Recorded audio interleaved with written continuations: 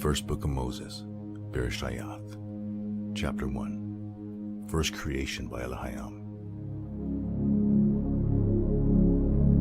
In the former time periods, as a powerful sign of working, chief son and heir Elohim filled with choice things, behold, as a sign Shemayim, the place of the names, and behold, as a sign Aratz, the chief place of running. But observe how Aratz was unorganized and empty, and Sheshach rose up from the deep waters, went up to its face, but the Ruach Elohim, as a wall of protection, moved violently upon the surface of the waters. Elohim then declared, light he will exist, and light he will exist. And Elohim gazed upon that beautiful light, and Elohim made distinctive the light from the darkness. And to the light Elohim called out the name Ya'um, and to the darkness he called out the name Leah Laha. This was the close and the dawn of the first age.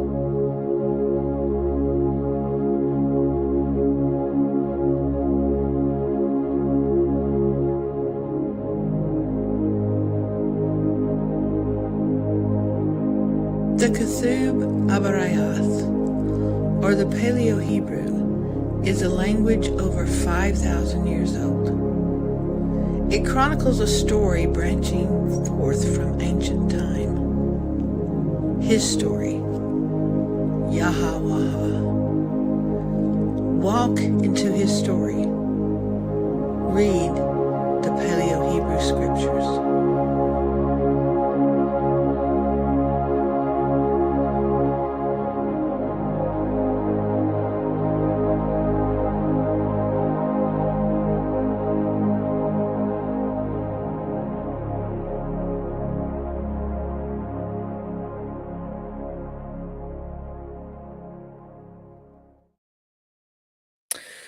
Shalom, everybody. My name is Noel Joshua Hadley, coming to you from somewhere in Italy, Tuscany, outside of, not far from Florence. And I'm here tonight with Carly of Ancient Paths from somewhere in Texas. I think I could say that. Hopefully I didn't give too much away. Yep, somewhere in Texas. Somewhere in Texas. Welcome. Thank you for being here. And but we'll just go right into it. Tell us about yourself and what you're all about. Well, shalom, Noel. Thank you so much for having me. Love your work and what y'all are doing at the Unexpected Cosmology.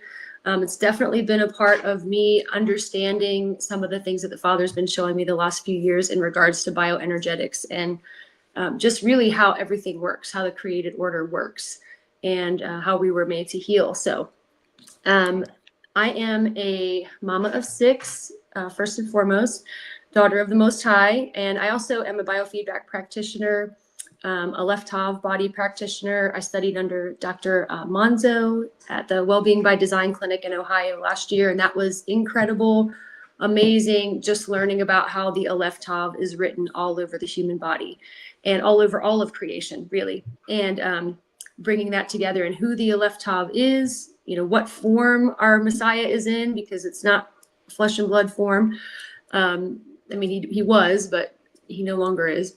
And it's just been one thing after the other. The Father's just been opening up this floodgate of information. And I really believe it's a part of our mandate in these days that we live in these last days, whatever you want to call them, to return to our original intent, our original design, and to help people heal. So I'm just a lover of truth and knowledge, and love digging into the paleo and how that really relates to healing specifically. What we do at Ancient Paths is really to help people find the ancient path, the way back to healing through the Father's design. So it's been an incredible journey, and I'm still learning more every day. So, well, welcome to Talk Ancient Paths. And six sons is just short of it's a little short of I guess a basketball or baseball team, but sounds like quite the handful. And my understanding is that we were talking beforehand, and your youngest is like 6 months. So yeah, 6 months. Like that. 6 months. He was born right around Pesach. So okay, well that's you've gone through 6 of them. I just went through. I was telling you how much. The difference between my first sons and then my daughter, and my daughter is the love of my life, but I kind of thought she would be the end of me for a while. I had to relearn everything as a parent, and we just got through the baby stage with her, and she's kind of, she's a 3-year-old. So my wife is talking about another child now. I'm just like, don't know if I'm going to survive another one, but I know, we just got to the easy part. Yeah. My husband and I say that all the time, but they're just so cute. We keep having them. We're like, oh, baby fever, and then amnesia, and then back and forth. But yeah, they're a blessing for sure. Yeah. Just before I came on with you, I was putting my daughter to sleep, reading her books, and she fell asleep in my arms. It's like, yeah, this is the good stage right here. When they're right at 3 years old, 4 years old, that's a good time. Anyways, we were trying to get some kind of PDF files up to demonstrate your points. So we weren't able to do that. And I think you have come prepared with like a notebook or something like that. We're going to hold up for illustrative all kinds of notes. But yeah, take me through. I mean, I don't even know where you want to start. I mean, but bioenergetics, you want to start there? Yeah, absolutely. So I did a presentation for our local Weston A. Price chapter back in March on bioenergetics, energy and healing from a biblical perspective. Because I think especially in more of like the normie, faith circles, you say things like energy, you say things like bioenergetics, and people immediately get triggered, especially when you say energy, which is really funny because, if you want to understand how the universe works, right? Tesla said you need to think in terms of energy, frequency, vibration. So, and the paleo has really unlocked that. I mean, the Ruach Elohim was vibrating over the face of the waters. Like, come on. But go ahead, what were you saying? Well, I was going to say, I would imagine that people have these triggers, and I would imagine that people's like new age alarms start going off at this point, right? As soon as you start talking about healing energy and all that kind of stuff, it's, people are going to say like, this is new age mumbo jumbo, right? I mean, you probably, what do you normally get from people? What do you find responses are? People that are more curious about it will ask questions, but I've had people just say, oh, this is witchcraft, this is sorcery, blah, blah, blah.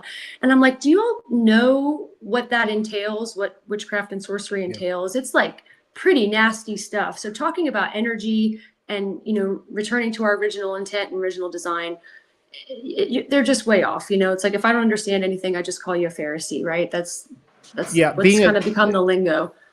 Being a person myself who has been called many names, I start to find that there's like this, like a thesaurus or Scrabble bag of insults that people have. Pharisee is one of them. Gnostic is another, whatever. You just go down the Judaizer or whatever. Yeah, and we got called a preterist at Sukkot this last year, and we're like, preterists? No, we're not. But yeah. Yeah, it's one of those things where, people just kind of, something that they don't understand. Witchcraft is kind of interesting, right? Because anything that, people are not going to understand outside the norm, it's easy for them to file it into that, that cabinet right there. Mm-hmm. So I was going to, I don't want to take away from what we're going to talk about today, but I am curious, since you're in the Torah community, you went to Sukkot, you said people called you a preterist at Sukkot. You just came back, right? I think it was Thursday or something. You guys just came back from Sukkot. Yeah, we just got back Thursday, which is why we had that time change mishap. But yeah. So do you find within the Torah community that you get more support for what you're talking about in the Torah community? Do you find more opposition, or do you feel it's maybe 50-50? It depends on what Torah community you're talking about. I mean, when you have like the traditional, whatever Israel does, I do, follow the Hillel calendar. And I mean, that's where we started, my husband and I. We had no clue. So we just got this little online thing, like how to keep Shabbat, and we did the candles and all that, and no judgment to anybody that does that. But we just really followed whatever, Jewish Orthodox Israel was doing. And, over the last 10 years or so, the Father's really opened up and shown us so much more through just digging into the scriptures.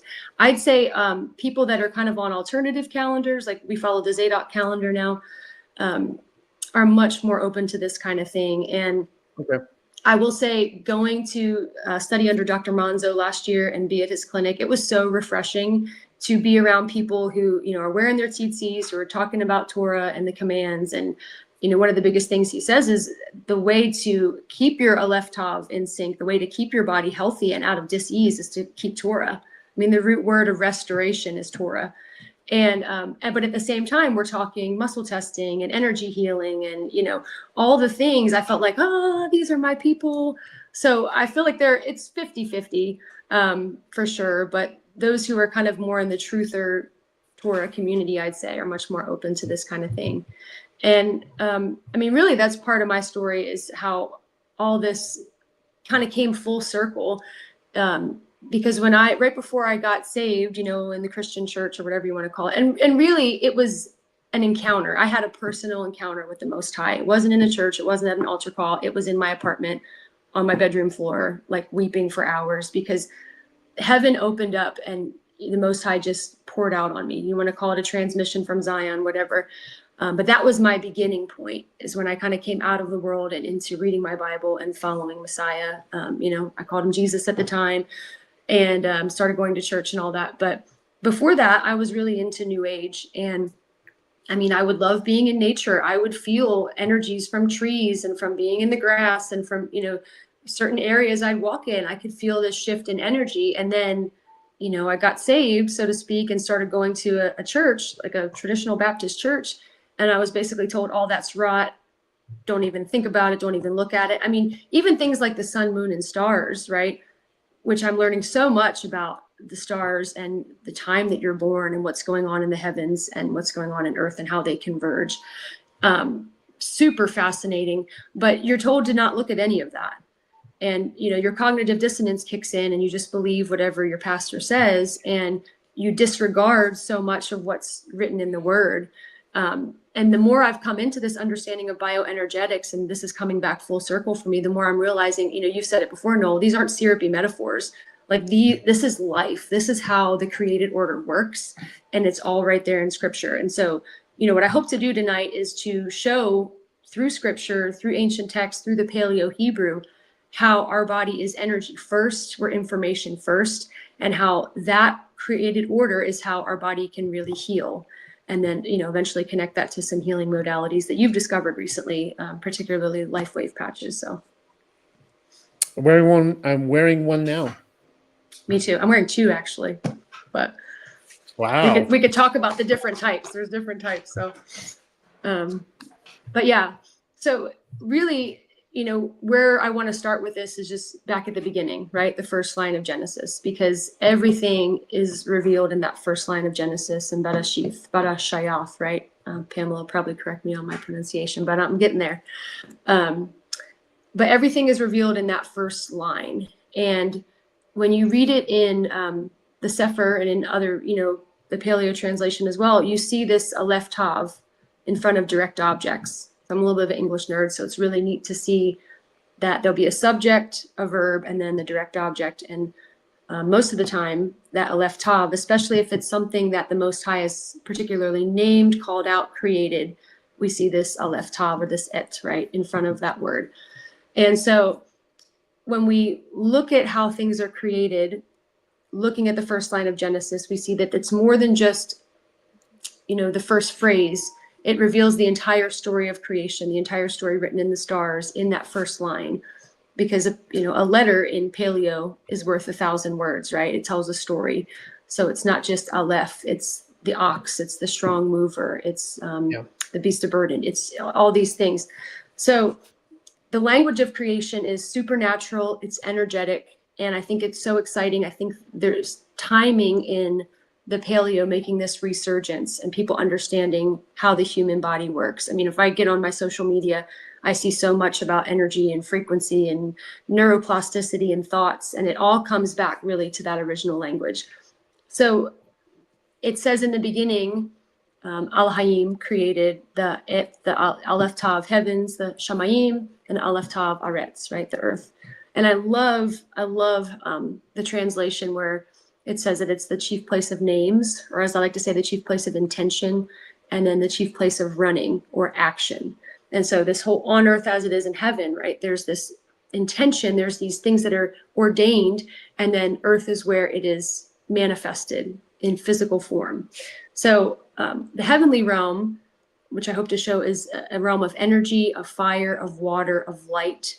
It's a realm of frequency, vibration, okay? And that converges to create the material manifestation on the earth. So, the first law of thermodynamics, we all learned this in school, is that energy can't be created or destroyed. And there's two different forms of energy, kinetic and potential. So obviously potential is the seed, what we call like nun in Hebrew.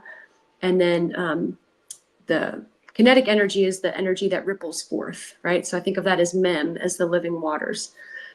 And so we have this like seed and this water, these two that come together to create this ripple effect of life and energy. And I love the work that you've done on the feminine Ruach HaKodesh. Man, nothing was more affirming than hearing you talk about that, because that's something I had felt my entire life. And I was always told like, oh no, that's wrong. It's all male, it's all masculine. So like the whole feminine divine thing was something I just had to tuck in the back of my head and be like, well, I guess I was wrong about that too.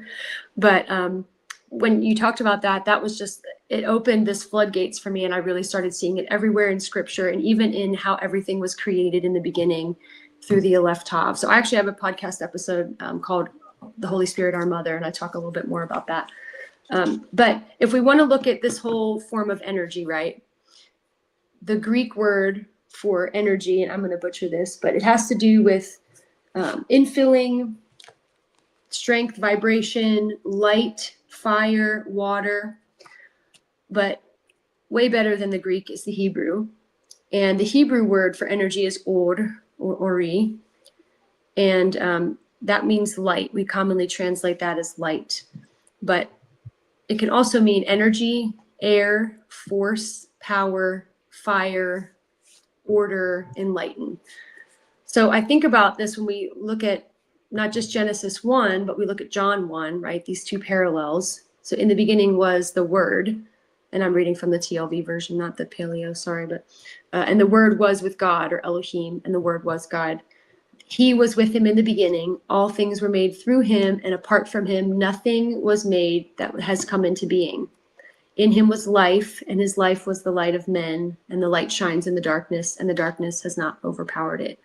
So a lot of us know that scripture, but when we think about the actual meaning of that word, light, energy, force, power, we can understand it a little bit more as far as the Aleph Tav. And, I like to say Elohim created the Aleph Tav. The father and the mother created the Aleph Tav. Let there be light, right? This burst of light. The same thing happens at the moment of conception. There's this burst of light. And that Aleph Tav is our Messiah, is the light of the world, is the living water. And through him, everything came into being in this world, right? He's the king of earth. He's the material manifestation. So like I explain this to my boys, because I'm teaching them through the whole Aleph Tav and the training manual and how to lay hands on people and, to see healing. And I say it's like Legos. My boys have always really been into Legos. Like without the little blocks, the little bricks, you can't make anything. So the Aleph Tav is the energetic force, like those little Lego bricks that create everything, that manifest everything we see into existence. So we tend to get so stuck in, not here at Took. You guys are like, way on that Shamayim level. But in general, people tend to get stuck on the earthbound, the flesh level, and they don't realize that it's the unseen that creates the seen. So, in school, or Illum education or whatever, we're taught that there's 4 states of matter: solid, liquid, gas, and plasma, right? But that's only a part of the picture. They're missing the other 3, because the Most High likes to do everything in 7s. It's this undivisible prime number. It's like the 1, right? And before plasma is light, ether, or energy. So this light that was created. Before the light is the Aleph Tav, which is our Messiah. He says that in Revelation, I am the Aleph and the Tav. And then before the Aleph Tav is the source, or the Father, the Al-Hayim, the Father of all spirits. And all that, I believe, came together through the Father and the Mother, created the Son. The Son was the light of the world, who gave material manifestation into everything we see. I was talking to a friend of mine about this the other day, and she was explaining this concept to somebody, and they're like, well, you're just reducing Messiah to a frequency. And she's like, no, it's so much more than that. It was the force that created all things.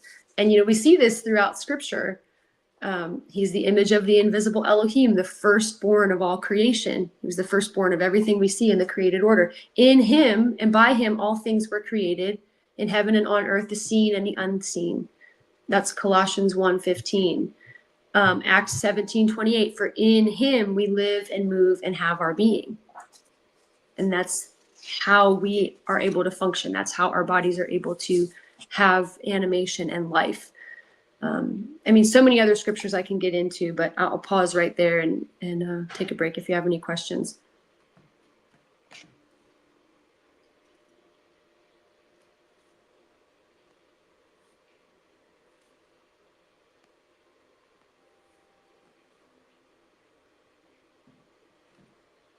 I think it's frozen.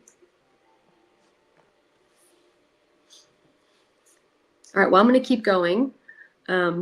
Noel, your screen is frozen for me. I'm not sure if it's like that for everybody, but so we have these 7 layers of creation.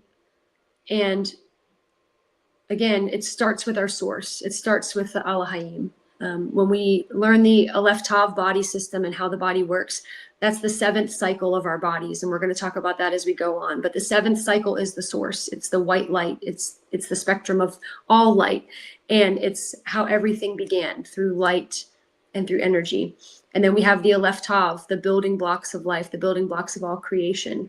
From there, we have this energy ether, this light that bursts forth through the Aleph Tav, plasma, liquid, gas, and solid. So the unseen creates the seen. We know who is the unseen, who's the source, who's the sun, that in him we live and move and have our being. Are you back? Well, thank you for carrying on and hosting while I got kicked off the internet. Love that Italian internet. It's happened to me a lot. I was going to ask you, since I was like, I think I started asking a question right as I went off air. And we could have this conversation since this is the talk crowd. Is it your position that when the light came forward, that was the actual, because you had made the connection with the spark of light when a child is conceived in the womb. Do you believe that spark of light was actually Yahshua being born or conceived at that time from the father and the mother? Yes, I do. And another thing that was an aha moment that I've heard you say before is that Yahusha is Yahuwah, but he's not the father. So we have Elohim, the father of all spirits, and we have the Ruach HaKodesh, all the different names she has, the mother. And, you can get into the 7 spirits of Yah and all that, but they birth forth the son, who is the firstborn of all creation in heaven and on earth.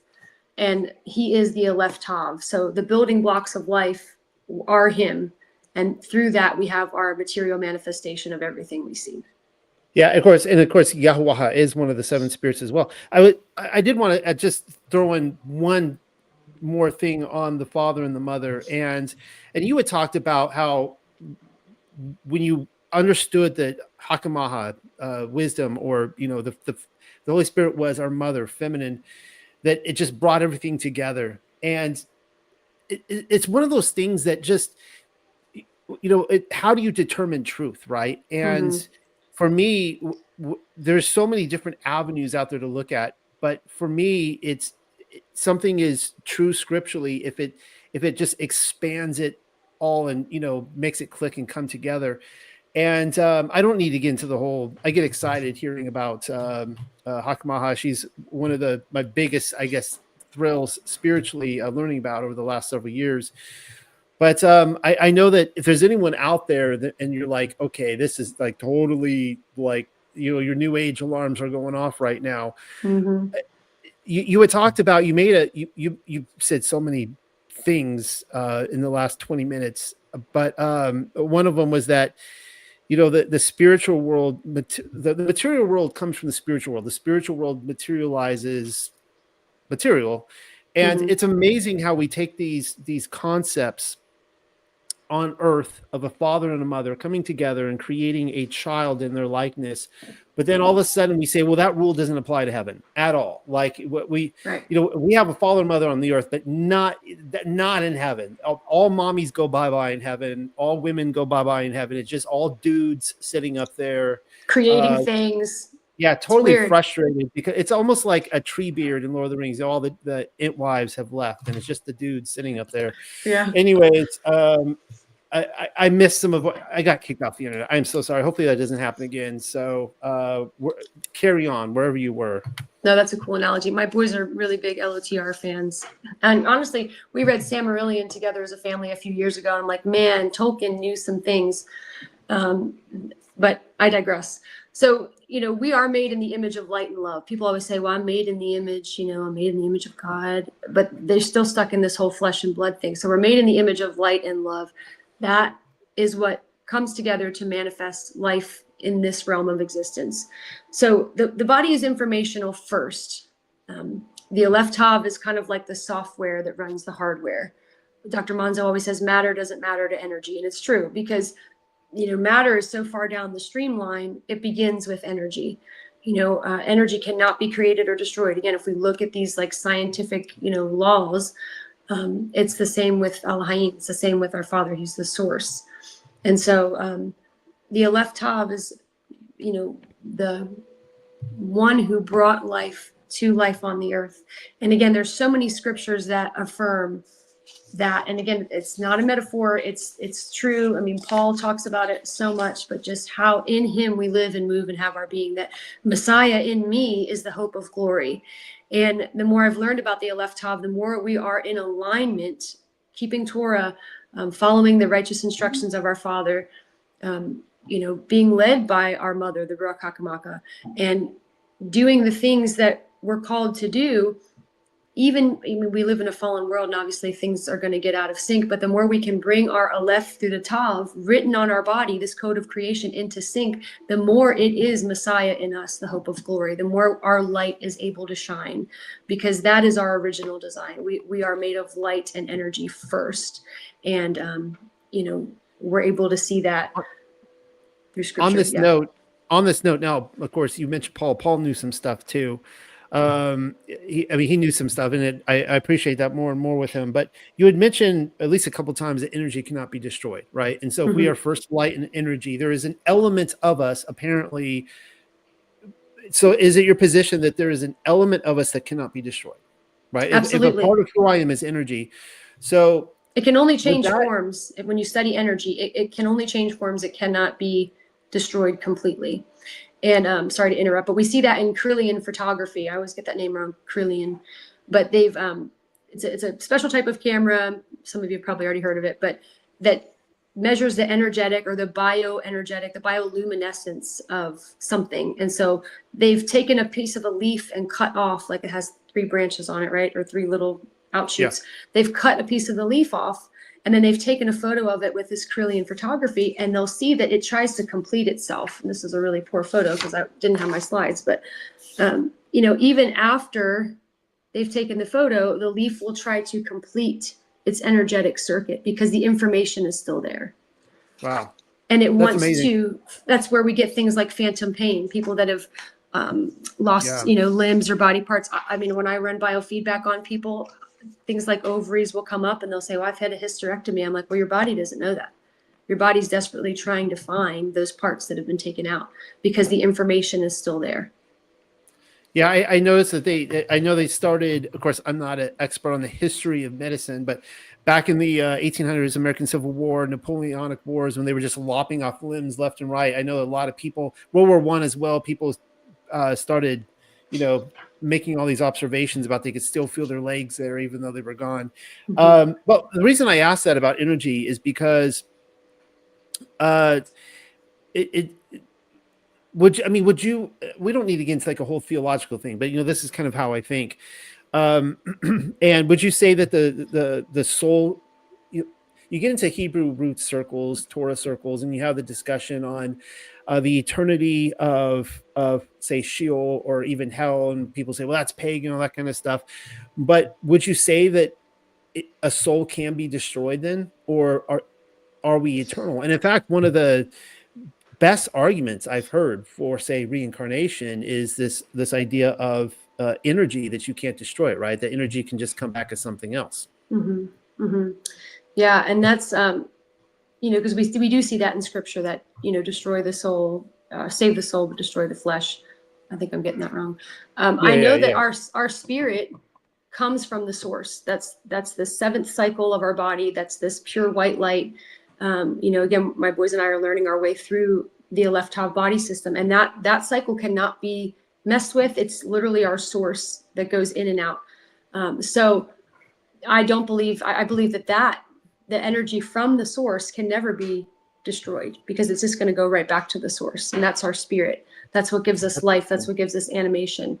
I've changed my stance so many times over the last few years on the whole soul thing, but I do believe that our Father is a good Father, and if we believe, the scriptures and all that we've encountered and all these stories of people that have had radical transformations, even at the end of their life, I do believe that he is a good Father that would give a soul another chance to choose him, and another chance to choose him, and another chance to choose him. So yeah, I've really dug into the recycling of souls in the last year or so, and I think it's pretty valid, a valid argument, that you would say. Well, I've kind of been not that my hand has been forced, but I've been really have been looking. I wish I could build a better scriptural case, but the idea is when you get into like Second Esdras, you get into the timeline. This idea that by the time of closing in on Messiah's generation, it seems like all these texts were saying that was the fulfillment of souls, of people, of souls being born, right? And so there's this huge influx of people being born over the last couple hundred years. We don't need to get into all that, but it has caused me to wonder, like, who are we? Where do we come from? And that sort of stuff. So yeah, you hear the phrase like old soul, like, oh, you're just an old soul, and you have people that really resonate or connect with certain people in history. And I've heard different theories, that the children of the rebellious are being given chance after chance. And I don't know. I mean, none of us really know. We're all trying to figure this out and, find the light in this present darkness, right? But it is something I've considered for sure. Well, that's one of the discussions we have at Talk, like in our Friday night group and that kind of stuff. It comes up a lot. And it's like, if we all derive from the Father, if he is the Father of all spirits and we all derive from him, is it possible that he will not let a single, soul go, that he's going to eventually redeem everybody? That's one of the conversations we have. So I know that, some people, they get like really, they get really like triggered at that, like how, they just want to see people burn forever in eternity, Right. But any suggestion apart from that, it's like, they get all upset. Yeah, I guess I don't get it either. But energy can't be created or destroyed. And if it comes from the source, I believe that it goes back to the source in one form or another, in one age or another. It belongs to, the Al Hayim, the Father of all spirits, and it will return back. And I always get this funny joke. I'll post it sometimes on my Facebook, but it's funny how people believe in Wi-Fi, invisible waves powering everything, but they still think energy, frequency, and vibration are just some mystical nonsense. I mean, if you want to talk about the technology that we're on right now, phones and laptops and computers, they are just trying to be careful with my words here. They are a copy or an anti, basically, of the human body. So you put the information into it and you create this thing that's able to send forth frequencies, that's able to communicate back and forth. I mean, if you want to talk about like the Antichrist, right? I mean, phones and technology are taking our design, because we are just one big battery. I mean, we are energy. The left hand is negative charge, the right hand's positive charge. So we're, the copper top, that's us. And which is why they've put these things up in the last few years to affect our bodies, because, we can pick those things up because of how we're made. And so all of these technologies that we're using are just based on the way our bodies work to begin with. So again, like when people are like, oh, energy, and I don't know about any of that stuff. It's like, well, you're on your phone and you're sending a text message to somebody halfway across the country. I get this with biofeedback a lot because I'll work with people all over the country. My siblings live all over. And so they'll text me and be like, hey, so-and-so hurt her foot. Can you work on her? And I'll work on her with my biofeedback. And, people are like, I don't understand how that works. I'm like, well, you just sent an email to somebody in another country and you didn't question how that got there. And I always tell people this too, like, if with my biofeedback machine, if I can send frequencies and energies for healing, for life, for restoration to somebody halfway across the country. What do you think they've been doing to us for a long time? If I can do it, they've been doing it for a while. Dr. Monzo says we're like 30, 40 years behind, at least when it comes to this kind of stuff. They've been doing it for a while. And we're finally starting to like pick up the game and be like, oh, maybe we can use this for good. Maybe this is actually how our bodies were made to heal. So it's very fascinating. And, everything that we see is energy, frequency, vibration. Everything in the body has an energetic signature. So like when I'm running biofeedback on somebody, I'm just seeing if it's in or out of tune. Every cell, every organ, every tissue, is it in tune with its original intent, with its original song, vibration that it's supposed to be, releasing? We're supposed to be releasing this song of life, this invisible force, this light, and we're being hijacked on every level. And so what my biofeedback does is it finds out what's out of tune, and then we figure out a way to get it back in tune. So really it's about proper communication. And, first and foremost, we need to be in communication with the source. My husband was reading this really good book lately, and he said, that our primary goal of life is to be in communication with the Father, with Elohim, right? And when we get all these interferences, that's what breaks communication. But that's our goal, is to be in constant communication. And so when we are in constant communication, our body is communicating properly, and we're able to properly resonate our light, our song, to affect and change the world around us. And it's really incredible. So go ahead. Yeah, I mean, I agree with everything you said. That was incredible. Yeah. So I feel like, we're starting to come back to what the ancients knew all along. I mean, this is how it worked. You want to talk about like quantum physics and the glory, there's books and books written about this that you can check out. But if we look just basically at the observable principles of energy is both electric and magnetic. So we're electromagnetic, is where we get the term EMF, electromagnetic frequencies, right? And that's how our body works. It's a communication system. The Aleph Tav, sang everything into existence and manifested our bodies. So it started with light and energy swirling around. That created the smallest unit of matter that we've been able to, measure, whatever is the atom. And it's funny because my older son was in biology last year at our homeschool co-op, and he's like, Mom, it says in my textbook that they've never even seen an atom. So why are we studying the parts of it? I'm like, that's a really good point. So we can observe the principles of the human body. And then, of course, science makes its own inferences and creates these things. But these atoms are this kind of circular swirling energy, right? So we have like the neutrons and the protons in the center and the electrons on the outside, and they're constantly in motion. And from there, we have the cells, the tissues, the organs, the organ systems, and then the full complete picture of the body. But it starts with the information, the energy. That's our first order. The software runs the hardware. A lot of times I see people that are just so dehydrated and they're like, I'm drinking water all the time. I don't get it. I'm like, well, because your cells are spinning in the wrong direction.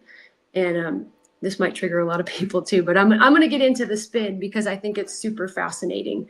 Well, before you do that, can I just say about triggering, is that what I have learned, and you were telling me that you've been like podcasting for last year and stuff, so you're going to start observing things too. But what I have learned is that people never really get triggered at the things I think that they will. And so it's always when I think I'm safe that they like pop out like, aha, we caught you. You said something that was like against our orthodoxy. Mm-hmm. So I'm just saying, like, usually if you think it's going to trigger people, I don't know. I find that it usually doesn't. So just anyways, go ahead. Yeah, no. And that's a good point because we don't know how to disagree respectfully. And I really did appreciate that about our Sukkot, is that we had awesome campfire discussions and there was a lot of respectful disagreement. And I think we get in this like whole Greek mentality of like, this is right and this is the way it is, and I'm going to park my camp here. But we're supposed to follow the cloud. We're supposed to, wherever the Ruach Elohim goes, wherever the presence of Yah goes, we're supposed to follow it. And whether we're camped at a certain belief system or truth or understanding for a week or a year, that's okay. But when we get shown something else, we're meant to follow the cloud. So I really loved that analogy that a brother shared with us. But yeah, truth is unfolding, and I might feel differently about something next year, but I just want to be willing to listen and to, follow what my Father's showing me. So, but yeah, we're going to talk about the spin, because when you think about energy and everything kind of swirling and converging, this electromagnetism, right? It's electric and it's magnetic. It's where we get EMF, which is another reason why there's so much metal in our bodies. So much metal has been put in our bodies, like iron shavings, fortifying our food for so many years, is because when frequencies are being put out there by groups that would want to hurt or harm us, when we have a lot of metal in us, we're more easily affected. So I always tell people, if you're really EMF sensitive, you need to do a heavy metal detox. You need to do it the right way with a practitioner so you don't hurt yourself, but you're being more affected because of those EMF frequencies. So we're conductors. We're big conductors of energy. We're meant to be connected to the source and conduct, the light, the love, our unique purpose that we're here for.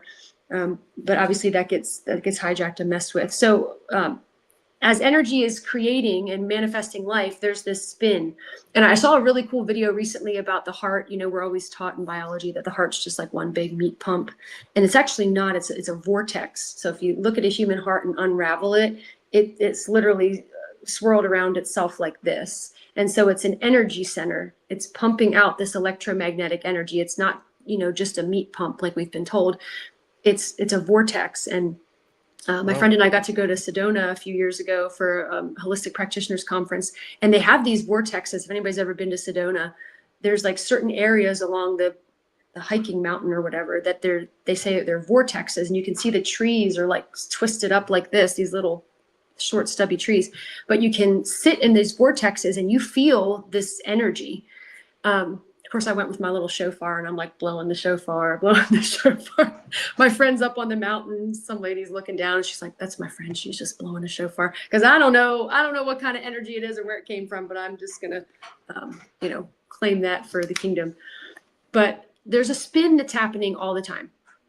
And one of the first biofeedback practitioners I worked with, she was like, always tell me, no matter what health issue or whatever thing I was dealing with, the first thing she'd say is, "Your spin is out. Your spin is out." And sometimes people hear that and they're like, "Oh God, my spin is out." But basically we're either spinning in two directions. We're either going up. Okay. So every organ system in our body, every invisible circle of light, which we're going to talk about, New Age calls them chakras, but in Hebrew, they're called wheels of light. And there's 7 of them, and they correspond to the 7 layers of the firmament, and they correspond to the 7 days of creation and the 7, branches of the menorah.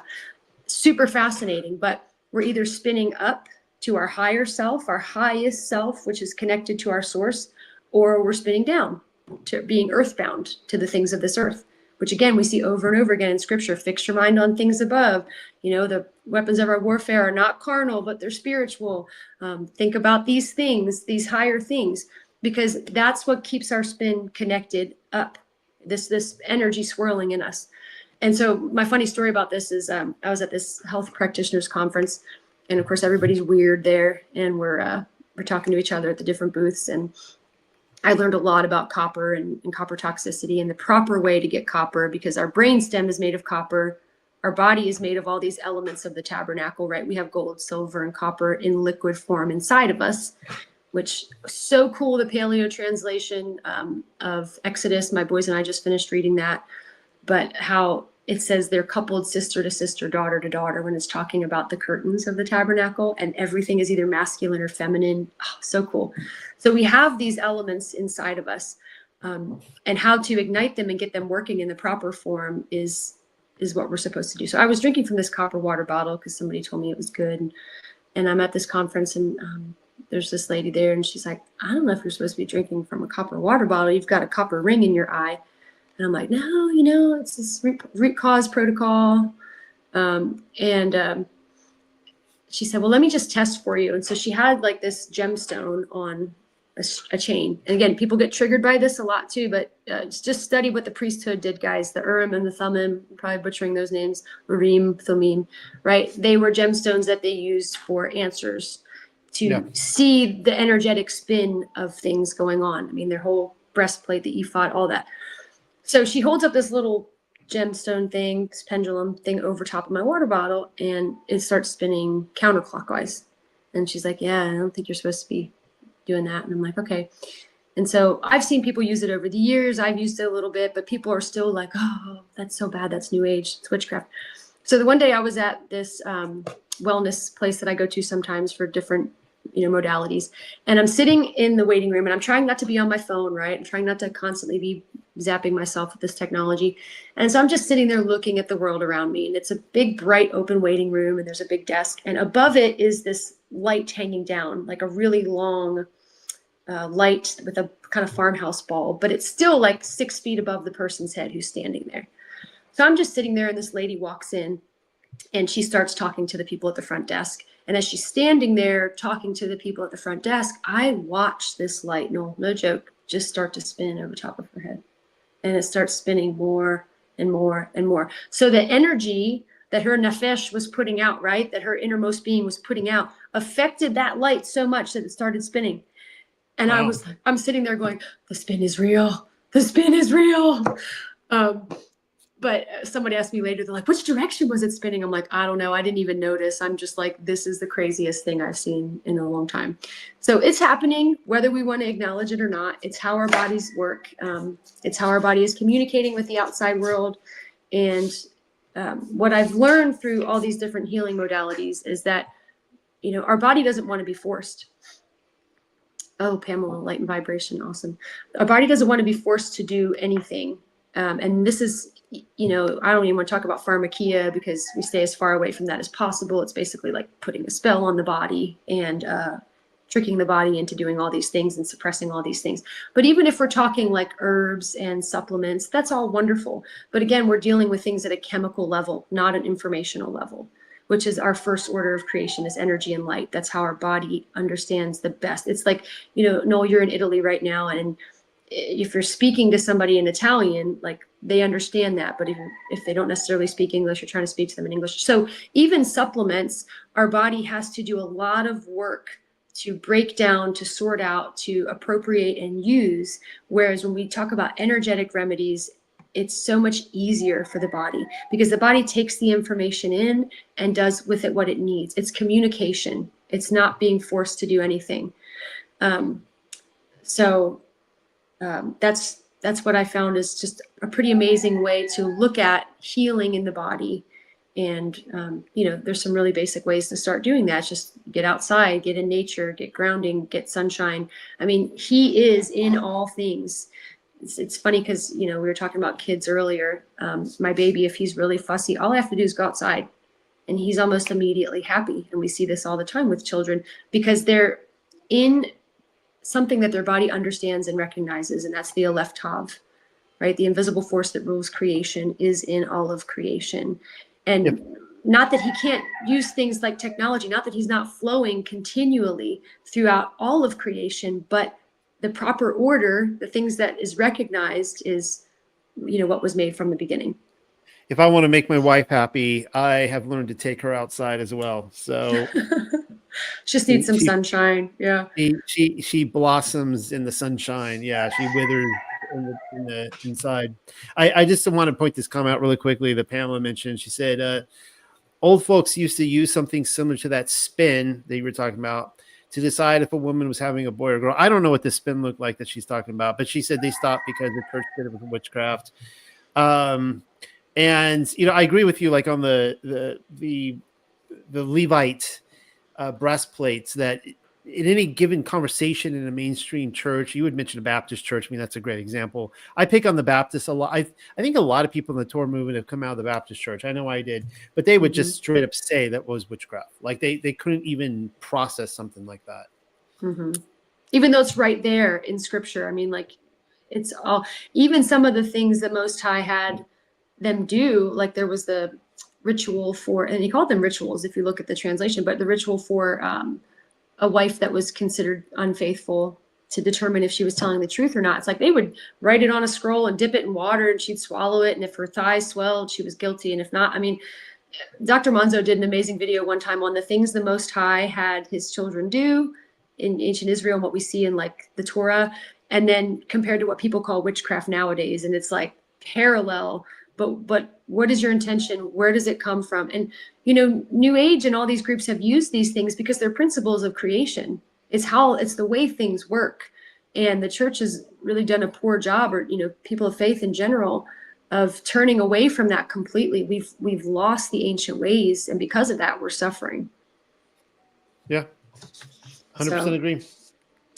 Another interesting thing is emotions and energy. So a lot of what I see working with people is stuck emotions, trapped emotions in the body. And again, that sounds like something kind of woo-woo, or, you know, like a new fad, but emotions are just energy in motion. And so when I think we've all had this experience where you kind of are upset, or you want to cry, but you don't want to cry, and you feel this like lump come up in your throat, and what do? You swallow it back down, right? Well, the body has to do something with that energy. And so it'll stick it in your liver, or stick it in your, you know, your heart. Or if you read the Testament of the 12 Patriarchs, it's really fascinating, because so many of the organ systems we see that are specifically affected by certain emotions are talked about in there. Like Judah was angry, and he talked about how he had a liver disease, and Reuben, you know, he struggled with lust and impurity, and so he had a disease of the loins.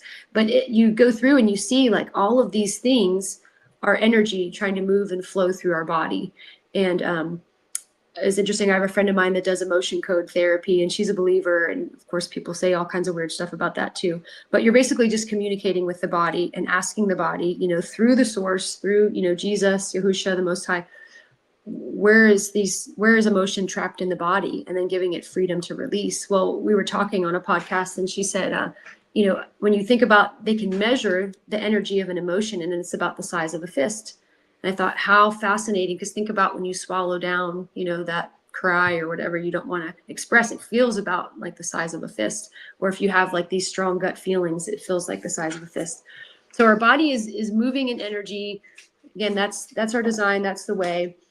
We see this in the priesthood. We see even, you know, if you look at the tabernacle, it was like this powerhouse of energy and conductivity, so much so that the priests had to be barefoot to go in. They had to be grounded so they wouldn't get zapped. Would you say, quick question, would you say regarding emotion, that because you had mentioned that like you start feeling this you like you're going to cry, right? You're going to swell, but you stop yourself, and you talk about that lump going up and you push it down and it goes somewhere. Mm-hmm. So in your opinion, is it better just to let it out and just cry? Or, yeah, you know what I'm saying? Because like mm-hmm. as adults, we're always kind of figuring that. We're like, you know, at what point should I show emotion, and what point should I be a grown up or whatever and not show emotion? So, Mm-hmm. Yeah. What's your thought on that? Yeah, I think we're really coming out of a really, if I can be honest, like demented and messed up age. And this is no jab at anybody, but like the boomer generation. You can be honest. The boomer generation and beyond, and before, is like they've been conditioned to don't think, you know, don't feel, don't let it show. What was that movie? Let It Go. The girl singing Let It Go. It was like, don't show it, don't feel it, just stuff it down. Frozen. Right? Yes. Her dad said something to her in that movie, and it was like, that is the mantra of the boomer generation. Like it was the don't ask, don't tell generation, right? And so you see people with all these physical ailments and health issues and mental disorders. A lot of it, I mean, obviously it's, you know, the poisons that we're ingesting and all around us, but I believe a lot of it is emotion. And actually my brother sent my boys a really cool book recently about this little bunny that has these big feelings, and he puts them in a jar and sticks them in the closet. Well, one day the closet gets full of all these feelings, the jars break and they flow out everywhere, and it's like chaos, you know, and he feels love and sadness at the same time, and peace and fright. And he realizes, I was like, this book is so good. I'm going to get it from my friend that does the emotion code therapy. But he realizes that emotions aren't scary. They're not bad. We're meant to feel them and release them. And no one was better at that than David Dawad, right? So he was able to pen his emotions. He was able to create songs out of them that we still can read today. And we see this expression of deep emotion and, oh, how long, and my enemies gloat over me and all these things. But then in the end, he comes back to praise, because how do we enter the gates? How do we go into that portal of the heavenly realm? With thanksgiving and with praise. And so in his releasing of that emotion, he was able to unclog himself energetically, we'll say, and connect back to his Elohim, which I think is really cool. Yeah, I see that. And in fact, in scripture, I mean, when you just go to Middle Eastern cultures today, they're very big on expression of emotion, whether it's weddings or even funerals. And you see that in John with the death of Lazarus, right? And they're out there mourning him, and you would vocally hear like releasing this mourning. But you talked about the baby boomers, and of course you go back to the World War II generation before that, they were like unfeeling completely, the John Wayne generation. A lot of us will remember our grandparents, right? And it's like, they would just kind of beat you over the back of the head. What do you, I'm going to give you something to cry about, right? My grandfather, this was completely different from today's culture. People today will not understand this, but my grandfather called all of his grandsons girls and all of his granddaughters boys. And but today, and that was his way of kind of, it's like his show of affection by it was a show insulting of affection. you. Yeah, to insult us. Yeah. And he wasn't even as thinking that the trans culture, no one was thinking about that back then. But Right. today, you have almost, I want to ask you about this, because you have kind of the opposite where, and we make fun of it in the memes and the GIFs of, the triggered leftist, Yeah. the parents out there crying, and they have their safe spaces and stuff. So it seems to me like not all emotion is, I mean, emotion gives us like a piece of information, I would assume. Yes. It's telling us something is off, but the emotion itself may also point to something wrong with us. Am I correct? You can disagree with me on this. And this is something that I'm trying to analyze myself. Like, okay, why am I was telling you before I went live that I'm a very stoic person. I'm not really a touchy-feely guy, but when I do feel emotion, because I'm a writer and I analyze everything, I'm like, where is this coming from? Why am I feeling this? And is it proper or not? So, I mean, what are your thoughts on that? Like, just instead of looking at the World War II generation, the baby boomers, look at the 20-year-olds today, the teenagers and the 20-year-olds. Yeah. It's like the opposite problem. It's like their feelings are everything. Yeah. Yeah. That's a hot mess. It really is. And again, that's the point of letting it go. So I feel you just in that case. Yeah, exactly. Let it go. Yeah. I don't want to bring that song back again, but just feeling it completely. I think Da'wat is a perfect example, like reading the Psalms, feeling it and then giving that emotion to the source, because, we worship an Elohim who he created emotion. It's not, he says that he is a jealous Elohim, right? That he's, our Messiah, when he was in the temple, he felt anger, but it's putting it in the proper order. And I think, okay, if we want to think of emotions as these living entities, we'll call it, right? Imagine this generation that's overly emotional being led around. I imagine them being led around like by chains by these emotions, and it's dictating and governing everything in their life.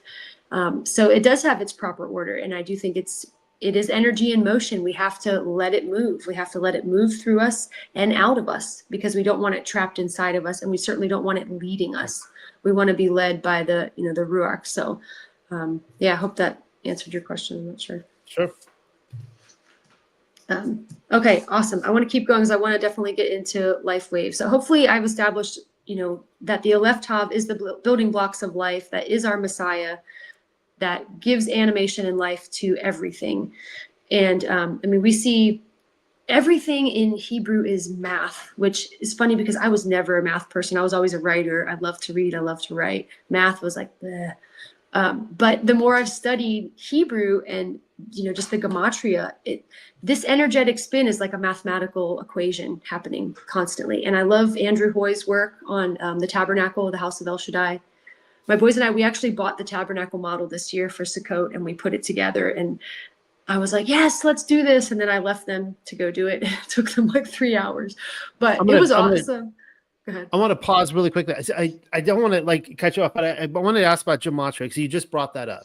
Yes. And you're saying that, Hebrew, like you see gematria just in language, right? Yes. In Hebrew. Yeah. I asked that. I find I do, like you, I do not understand math. Math is like I I'm told that I should, because math is logic, right? Right. It's almost a component of philosophy. Mhm.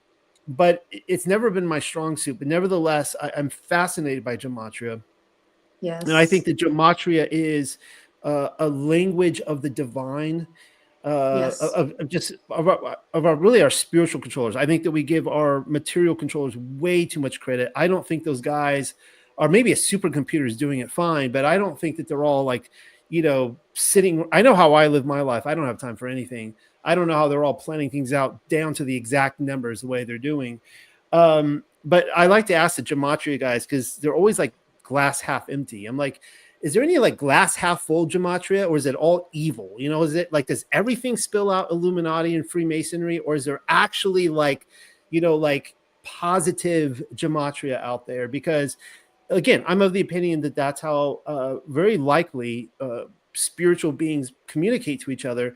And that's why I Absolutely. find it fascinating that we are observing it in real time, unfolding in these events in ways that I don't, unless if a supercomputer is doing it, that it could not be done by humans. It's just too many coincidences that are just to the second, to the very moment that, anyways. Yes, totally. I'm in complete agreement. And another thing Dr. Manzo says that I love is, it's like the enemy can't create anything. He can only counterfeit what's already been made. And he doesn't counterfeit anything that's not valuable. Like, you don't see counterfeit pennies, because what's the point of that, right? So the things that are powerful, the things that are our created order, the things that help us unlock our design and connecting to the heavenly realm, are what they're using, because they work. So like, people are always like, oh, numbers 3, number 6, numbers 9, like, stay away from them. It's like, but they multiply and they replicate and they divide, it's just how life works. And so when you see sacred geometry and these patterns, like particularly Andrew L. Hoy, how he talks about everything comes back to pi, right? 3.14, da, da, da, da, da. It's the spin, it's the energetic spin, it's this circular motion. And that's even how the tabernacle worked, in this bioenergetic, powerhouse, where there were gemstones, there was gold, and there was, silver. And all of this was happening in this swirl with this manifested presence, this fire, this smoke. And so it's in everything. It's amazing. It's made me love math even more, although I don't like particularly love doing math or grading math, but to see like everything in Hebrew as a number. So yeah, the sevens of creation, I was talking about that a little bit. Just how our body is hardwired with these 7 cycles of creation. And I had a picture of it here, but again, this is another thing that's been hijacked by New Age, or just used by New Age because it works. And it's the 7 wheels of light, or you want to call them chakras, whatever, but they are in order from the top to the bottom. And again, the more we're going higher, the more we're connecting to our source, that white light, and I'm going to probably butcher this, but that's why a lot of the Orthodox Jews wear the kippah over their head, is because they believe that's the channel, the source, to Al Hayim, to Hashem. And that if you study those 7 wheels of light, that's the pure white light. That's the source. That's bringing everything together, that's pouring in and that we're pouring out to. So, okay. So how does all this connect to Lifewave? What I have learned specifically with the Aleph Tav body points, and this is a poor graphic as well, but so the Aleph Tav is literally woven all over the body. And, these Asian cultures have known this for a long time. I really think Asian culture has preserved what the Father has shown, people from the very beginning, what he showed to Moses, the laying on of hands that was talked about in the book of Acts. That Asian culture preserved it through acupressure, acupuncture, whatever, what have you. And there's Jitsun Jitsu is a technique where you lay hands on the body in specific energy points, which again, for those heady sciencey people that don't want to feel and connect this to scripture at all, it's proven. Like, you can measure the energetic output of the body, and these centers have like 100 times the energetic output. They have these filaments in the tissue that are actually reaching upward. Okay, it's like think of it as a socket, like you would plug your phone into, right? It's an input and output on the body. And so what Dr. Manzo has discovered is that these are actually Hebrew letters, And how he discovered it was by communicating with them through biofeedback. He would literally, go to one particular point and he would say the different letters, Aleph, Bet, Gimel, and then they would leap in response to the proper name. So names are important. I mean, names give you the nature of something, the identity, the character, the essence. So that's why, names are powerful. What we name our children, the words we speak, the things we declare over ourselves, it's all sound waves. It's all frequency. And so we have to be so careful about what comes out of our mouth, particularly following the words I am, I'm this, I'm that. A lot of times we say things like, I'm tired, I'm this, but our body responds to it. And if you study epigenetics, it's super fascinating because, a certain percentage of our DNA, I want to think it's like 10% is fixed. And if you look at gematria, like, the numbers of it, it spells out Yod He Vav He, right? So that is the hardwiring part of our DNA, of this genetic code. The rest is affected by sound waves. So it's fluid. And I see this a lot with biofeedback too, with chromosomes and DNA, that it changes. It might be, off one day and fine the next day. And that's because it's affected by sound waves. It's affected by energy, frequency, and light. So the laying on of hands in these particular points is really powerful because they set in motion a process of energy being able to flow and communicate with the rest of the body and get us back into harmony with the Aleph Tav. So that's why when we talk about like the laying on of hands, I think it says in Timothy, Paul tells Timothy, don't lay hands hastily because you don't want to partake in somebody's sins. And, I'm of the camp now that we don't have to be afraid of these things. If we know who we are, if we're connected to our source, right? If we're spinning in the right direction, if we're being filled with our source of light, with the Al Hayim, with our Messiah, Yahusha, that we don't have to worry. Our light, our energy is radiating outward. We don't have to worry about picking up other people's energies. But think about it. If we're spinning in the wrong direction, okay, what are you going to do? You're going to be picking up all the energies around you. I mean, you ever go into a room and I remember when I was a kid, like I could go into a room and I knew my mom was in a bad mood. She didn't even have to turn around. I knew it. And a lot of times you pick up on those energies, or, everybody's complaining in a room and you tend to pick up on that complaining, right? What direction are you spinning? Are you going up or are you going down? And so when we lay hands on somebody, even like in prayer circles, I'm sure we've all felt it, just kind of holding hands in a circle, you feel this surge of power and energy going around because we're batteries, we're big human batteries. And so, okay, where am I going with all this, right? The invisible code of creation is woven all over us, the Aleph and the Tav. When we go against our design, particularly not keeping Torah, not remaining in, the Father's love, then we're kind of breaking that code. Another cool thing I've heard Dr. Manzo say is like, he's not up there like with lightning bolts punishing us. Like when we break the code of creation, our body, it punishes itself, all these things manifest, these dis-ease manifest because we're not connected to the Aleph Tav. Our body's not communicating properly. To put it in Deuteronomy terms, each of us chooses the blessing or the curse. Amen. Yeah, exactly. So, so X39, I saw you had on your website a little while ago, and I'm like, oh, cool. Noel's doing Lifewave patches. So I got introduced to Lifewave patches, I guess about 4 years ago now. It was after my fourth son was born. And I was having a lot of, issues after his birth, muscle issues, pelvic floor issues. And looking back now, hindsight, part of it was physical because I had a really fast birth with him. But the other part of it was emotional. I had a friendship at the time that we had a complete falling out basically over theology. And it was a friendship that I had for many years, and it was a very painful kind of breakup, so to speak. So I look back and I know that a big part of that was emotional, was my body holding on to those things, not being able to really process it, that I was having these physical issues. And so I was talking to a friend of mine about it, and she's like, you should try these patches. They're kind of like stem cell patches, but not. And so I didn't know anything about it. I remember I just signed up because I was willing to try anything at the time. I bought some and I started wearing them every day. Well, within a few months, I was completely healed of all the issues I was having. And I was seeing a functional medicine practitioner. I was, trying to do all the things on the chemical level, on the physical level. This is before I really knew a lot about energy and using our design for healing, but I got better. And so I kind of put it on the shelf for a while. And then last year, maybe about a year and a half ago, one of my good friends came to see me for some biofeedback therapy, and we're working together. And she asked me what I thought about stem cell injections. And I'm like, no. First off, I don't even want to get into where they get them from. But I said, I wouldn't do it. And she said, well, we're just desperate for something. My husband's having really bad kidney issues. They don't think he's going to make it very long. I said, well, I know about these patch things. Why don't you try that? And so she started using them. She started doing all the research, actually, this friend of mine, and sending me all these videos. I'm like, this stuff is incredible. So within 4 months, her husband, who was like in his 70s at the time, they said his kidney function would never improve. You know, they always say it's never going to get any better.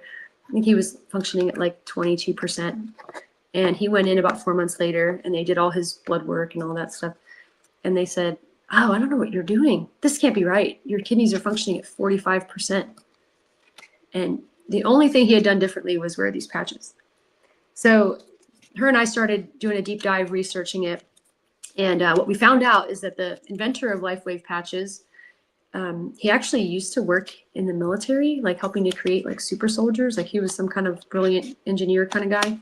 Well, he got out of that, and he wanted to do something to serve the Father. So he thought about going into like being a pastor or a farmer or something. But then he started to think about how he could use that technology to help people heal. And I've heard him say this on several different podcasts and talks, but he said how he figured it out was the first line of Genesis. And that the first line of Genesis, in Barashit bara Elohim et Hashmayim ve'et ha'aretz, is like a perfect mathematical sequence.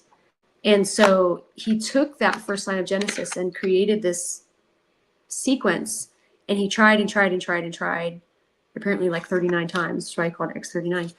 And he finally figured out how to do it. And so you put this patch on certain parts of the body, usually like below your belly button or on the top of your spine, because that affects your ascending energy, your descending energy in your body. Because again, we're making this circle. We're doing this, and then we're doing this. Hopefully always doing this. So he created these patches, and people started to get healed. And the more I looked into it, the more I thought, this stuff is pretty amazing. There's tons of peer-reviewed studies. There's tons of science where they've taken, blood work. They've done infrared imaging. They've done before and after scans of the body, and they've seen this dramatic improvement. And what X39 does specifically is help your body to create copper GHK peptide, which copper, you think about the copper top, think about batteries, right? Duracell. Copper is what helps power the mitochondria of every one of our cells.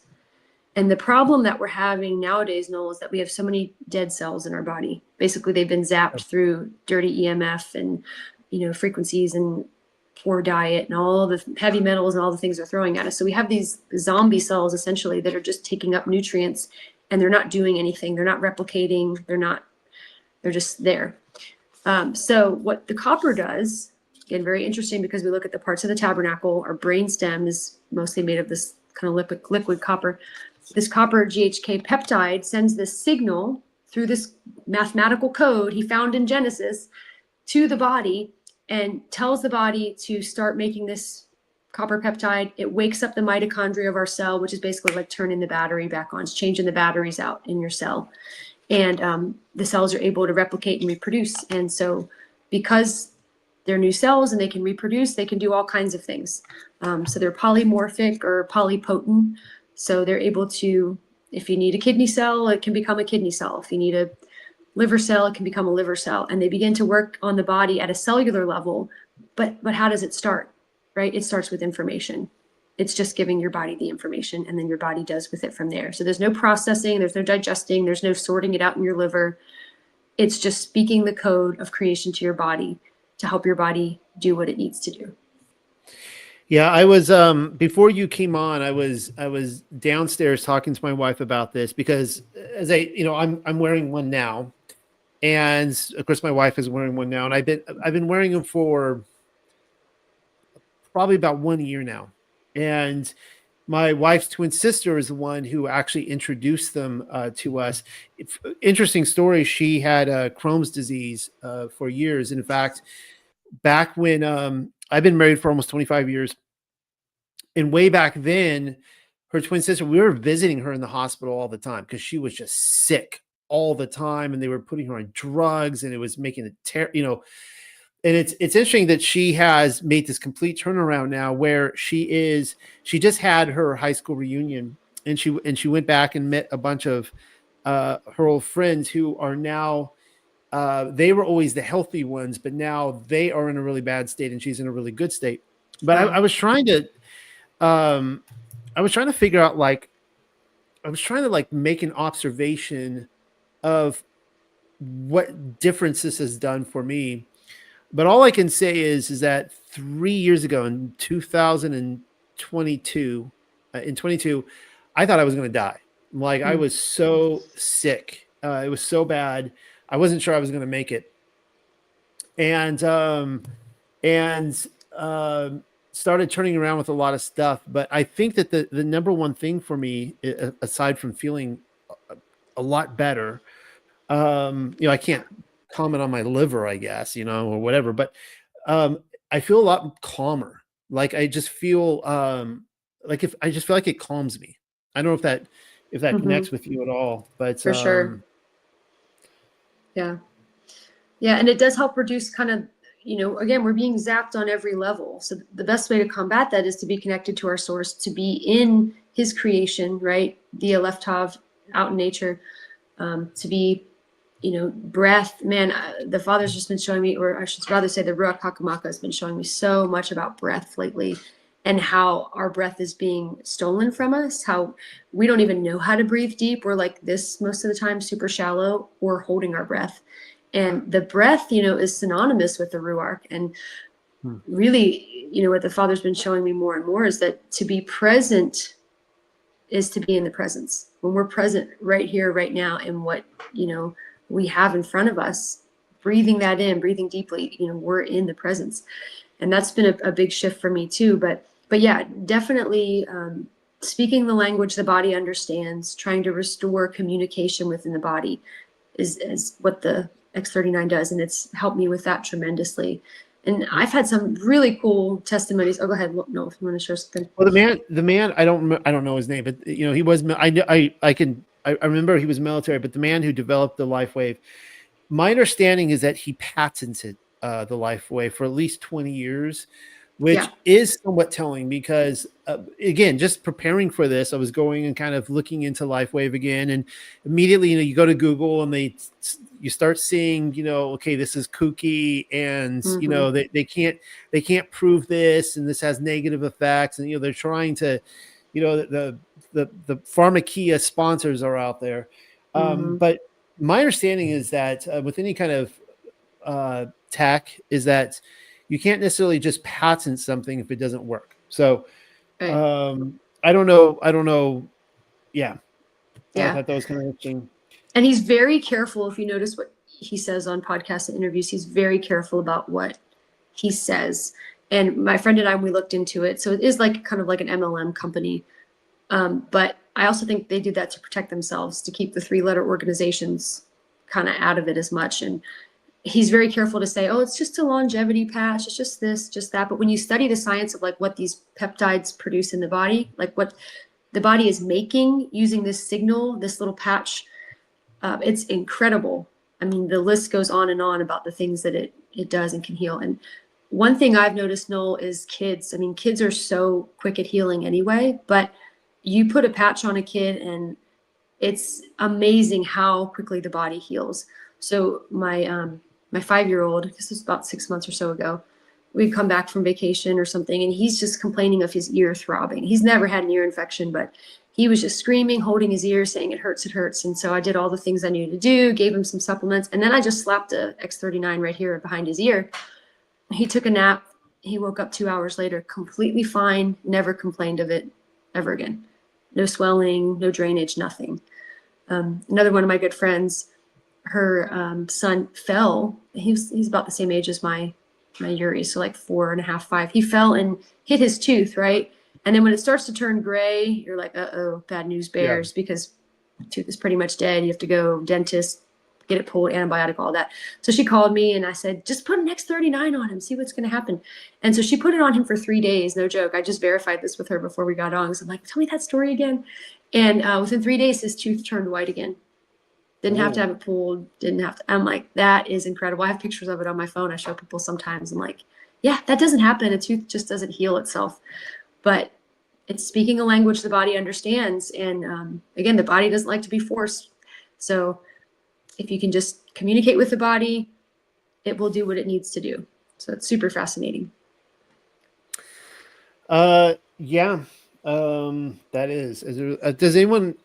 There were some questions out here, but then I totally skipped them by. So sorry, guys. I know there. Yeah, if we want to do questions, that'd be great because I have just about 10 minutes, and I have to jump back and make sure my boys haven't tied up my husband. No, and I appreciate your.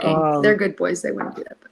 No, that's I appreciate that your husband is watching your 6 sons. I know that is a sacrifice for any man. And while you do this, thank you for coming on. And absolutely. I mean, was there any? Maybe you could tell everybody where they could find you, because we didn't start out with that. So with Ancient Paths, where can people get a hold of you to ask more questions or? Yeah. So you can find me at ancientpathswellness.org. It's all one word, ancientpathswellness.org. And there's a contact page there, and it just has a little bit more about what we do, our modalities.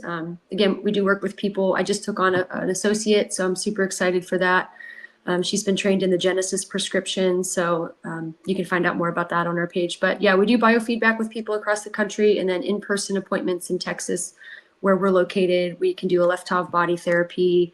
We do red light methylation therapy, basically helping people figure out what's going on in their body and how to heal. So.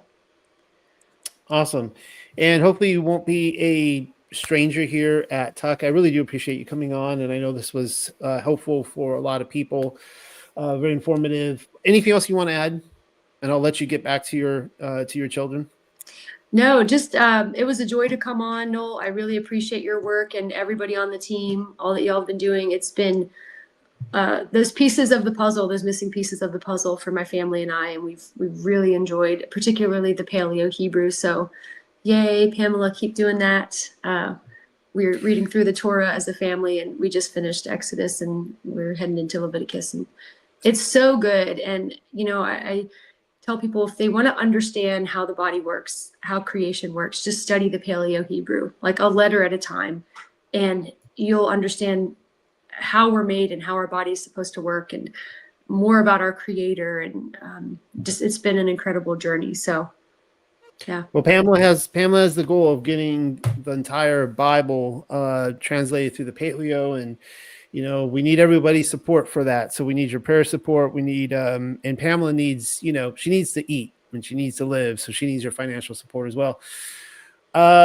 All right. So if you can hang on just for a couple minutes after we're done, and I think we'll end here tonight. So we'll do this again in a couple nights on Thursday. For those of you who watch this next couple days, I'm bringing Troy Miller on with Hunter Tylo, and we'll be talking about the creation calendar. So awesome. I'm kind of with you. I'm with you, Carly. I'm kind of looking into Zadok, but I'm kind of in Zadok territory, but I've been looking at all the different calendars for years. Anyways, good night, everybody. Thank you. Shalom.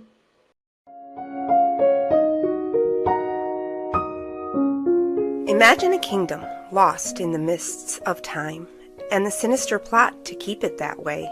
Our Father in heaven, sitting in his timeless abode, created the past and the future for those of us who live on the earth. He made the framework and the order. The future is kept hidden, but to a special few. What kind of evil interferes with that order and hides the past as well? This story is our family's inheritance that we now wish to share with as many as possible.